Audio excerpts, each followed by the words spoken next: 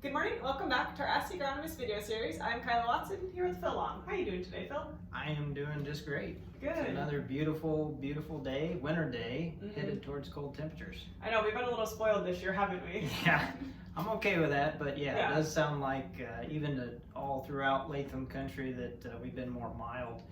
Now we're going to head towards some bitter cold temperatures. So. Well, I guess we'll, soak it in? Is that appropriate to say? Soak in the winter well, while it's here? Apparently, Punxsutawney Phil has forecasted another 6 weeks at least of winter. So, oh, sure.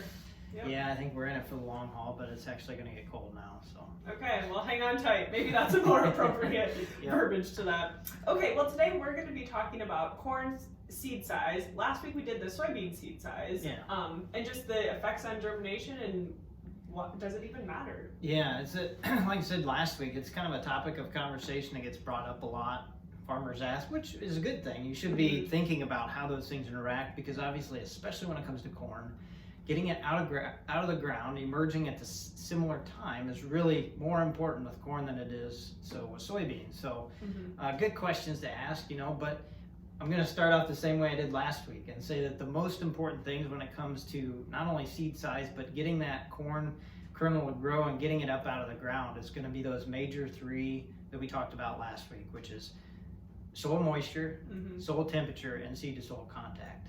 So I'll touch on those a little bit more throughout, but those three really are going to be paramount to anything else that we talk about in terms of influencing yield. Because if you get in there with good temperatures, or put a seed treatment on there if it's cooler, make sure that you're in moisture so that it can germinate and grow, and get that good seed to soil contact so it all soaks up that moisture. Similar timing, if you have dead spots or residue next to it, like we had a lot of issues last year with poor residue breakdown of the winter, all those things can add up and cause uneven emergence in corn. So making sure that it emerges evenly is your best thing to shoot for when you're thinking about planting. So back to the basics type of mentality, but I mean truly the building blocks of the rest of the crop for the rest of the season. Yeah, exactly. I mean there's research on all of this stuff out there. It's interesting to read and learn about. But yeah, sometimes back to the basics, getting that, like I always talk about with fertility, getting the foundation laid is the most important. So those three, in my opinion, are the most important things when it comes to planting. Okay, very good. Well, let's jump on into how this might affect emergence and germination. Yeah, so when it comes to emergence, talking about seed size, the larger seed, the way I think about it, we talked about this with the soybean side too, so it's similar in how it responds. So the larger the corn seed, the more energy reserves it's going to have. Similarly, the smaller the seed size, the less energy. So there's less carbohydrates, there's less in that seed to push it out of the ground. So relating it to conditions in the spring. So if we have cool temperatures, it would be better to have a little bit larger seed because it has more energy. It can get out of the ground faster. It's got more stored reserves. So if it's sitting there for a little bit longer, it's going to tend to do better emerge, timing-wise, a little better than a smaller seed. A smaller seed in cool soils can sometimes have a little bit of a delay in terms of emergence compared to a larger seed. But consistency is important. So having them all the same size, which obviously with our quality is not a question. So they're going to be similar in terms of emergence that way. The other thing you got to remember when it comes to we talked about soil moisture and the seed imbibing that water. So soybeans require 50% water uptake. Corn is 30%. So it needs to take up 30% of its weight in water. So if you just think of yourself, weight-wise, you have to take up 30% of that. So larger seed is going to require more water uptake or imbibing more water to start the germination process. Right. So therefore, if you have a smaller seed, it's going to start that process a little faster because it doesn't take quite as long to soak up 30% of its weight in water and start that. However, if it's cooler soils, so you see where there's a little give and take there. If it's a drier spring condition, that smaller seed might get up and get going quicker with less moisture in the soil versus a larger seed. So a little bit of give and take there, but overall, those two are not long-term throughout the season going to add that difference in overall yield. Okay. And unfortunately, we can't tell the future. So consistency is maybe the one just. Yeah, I think the next point we're going to talk about is probably more important so than this part. Worrying about oh, should I, make sure that I have the right seed, since I said cool soils, or no, it's more important, in my opinion, if you're planting smaller seed, to have seed treatment on there, protect it from pathogens. That's going to end up saving you more yield than worrying about seed size. Okay, very good. So now let's jump over to seed placement and the actual placement of the seed into the ground and how that might affect it. Yeah, so this comes back, and Darren and myself talk a lot about planter efficiencies and precision planting and so forth, and all the importance of that. Really getting that singulation and emergence and all those things right, that can be between 3 and 10 bushels. Depending how badly affected your planter might be from this. And if you don't have a good monitor to show you that, it's tough to understand it. So obviously sending your meters to a dealer or whatever that can check them for singulation is important. But there's still a lot of things down the, everything that affects those things we talked about at the tops, seed to soil contact and all those things. Getting it at a consistent depth is obviously extremely important. So typically what happens when you have a larger seed size is it's going to tend to have more skips a lot of times, because if your vacuum's a little lower or something, it won't, the seed will drop off, or maybe you hit a bump or something going across the field and that seed will fall off a little easier because it's heavier, versus a smaller seed where if you have a vacuum, maybe a similar pressure, it's going to hold a couple of those seeds to the disc. So, remember that if you're having issues with singulation, look at the charts on your planter, increase that vacuum pressure if you're having trouble, if you're getting skips and having trouble holding that seed to the plate, or if you're getting lots of doubles and noticing it by digging or in your monitor, decreasing the vacuum pressure is also important. But there's a lot of other things that go into this. So on any given seed meter, it's there's too many to cover it all. But obviously every meter is a little different. Some have different indentations or different sizes there for different seed sizes.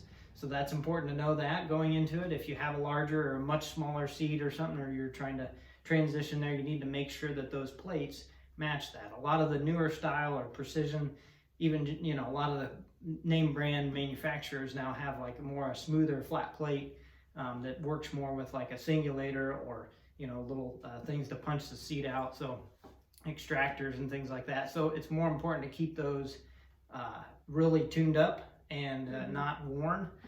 That's more important, probably more so even than the vacuum. The vacuum you can change on the go, obviously, if you're having issues, but making sure all those things are not worn, belts, everything going on down the line to get it to the meter, and then that seed tube, obviously, any obtrusions in that causing it to bounce or not get to the trench in a streamlined fashion is also important. So there's just a lot of things with a planter that can be screwed up, unfortunately, after you put the seed in the hopper or in the box. So just paying attention to all those things. There's still a lot of finger pickup meters out there as well. Those are a little more touchy, especially when it comes to speed.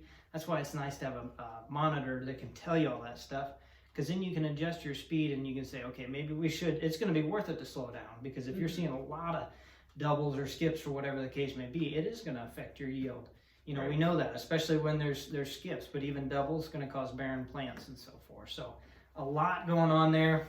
We could talk for an hour or better about that, and we will continue to once spring gets closer. But that's probably most important, to get those top three and that seed to soil contact once the seed gets in the ground, to get the spacing and everything right. Getting your planter fine tuned, and now is the time to think about that for sure. Right. Okay. So now let's talk about what I guess the seed size doesn't affect, and that would be our actual genetic potential of the plant. Yeah. So when it all comes down to it, whether or not it affects slightly maybe how that plant emerges a little bit. Like I said, we're going to have consistent seed size in the field. So, once the corn kernel comes out of the ground, it's going to be consistent.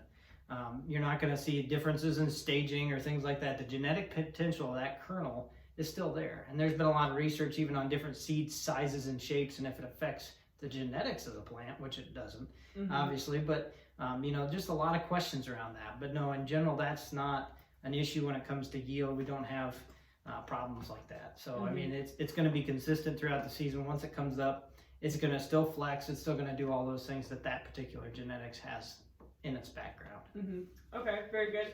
And I guess the last topic that I just want to touch on this morning is the orientation of the seed in the ground. Sure. Yeah, this is kind of an interesting topic, and I brought a very large corn kernel here. You're probably not going to be planting any this big, but this is a topic that's been brought up quite a bit. Farmers asking about, and there's actually ongoing research about this particular topic, how it pertains and affects the plant once it gets out of the ground. But in general, just to kind of make it be known, we all look at corn kernels and strip them off in the fall and, break the cobs open. But this is this is the inside of the kernel. So this is a tip down here, and that's what you would want, preferentially you'd want the tip down, because that's how the corn kernel is going to grow. That the germ here is at the bottom, that light spot on the kernel of corn. And that radicle, that first root, is going to go straight out the bottom. Because of gravity, it's going to come out and it's going to know, okay, I need to grow down. If it's upside down, it's going to do the opposite. It's going to come out going up, and it's going to realize, uh-oh, I'm upside down. Now I got to grow down. So it's going to affect how quickly that kernel changes, also depending on temperature of the soil, how quickly it can get out of the ground. So sometimes that does affect things. Obviously, in the grand scheme, like I talked, having that seed to soil contact and making sure it absorbs, imbibes that water quickly is more paramount to how the seed is laying in the furrow. Right. But it is still something to think about as you're out and about and you're digging up seeds. Kind of take that into account and understand, the placement of that kernel and orientation in the furrow does affect, how quickly that thing starts to move and starts to grow the directions that it knows it's supposed to. So interesting concept. In the grand scheme, it's probably not a huge, deterrent, but definitely something to pay attention to. Okay. Well, is there anything else that you'd like to add this morning? Like I said, we could talk on this for a long time, but the one thing I forgot to mention was on the planter side, important for getting the correct spacing and things, is having correct talc graphite combination, depending on what kind of meter you're using. Obviously we partner with Talc USA. A great talc product really increases that seed lubricity and also decreases the moisture, and that's where you tend to have issues with seed treatments and so forth. Making sure that excess moisture gets pulled out of there, and that's what that talc does. So important to have that in the right amount so that you're not causing clumping or other issues affecting that meter and how it picks up the seed. So a lot of moving parts, but obviously, moved away from just seed size, but it's a very important topic to getting the corn off on the right foot. Okay, very good. Well, thank you for joining us this morning. Welcome. And thank you to our listeners for tuning in. Have a good day.